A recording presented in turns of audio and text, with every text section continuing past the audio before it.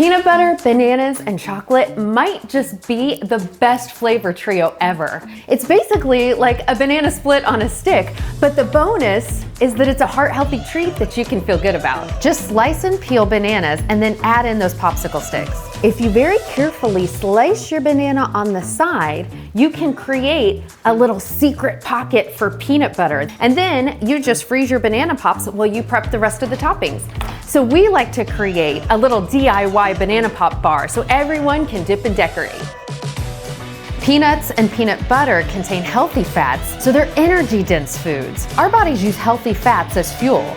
These make a great post-workout snack because peanut butter and bananas are both great sources of potassium.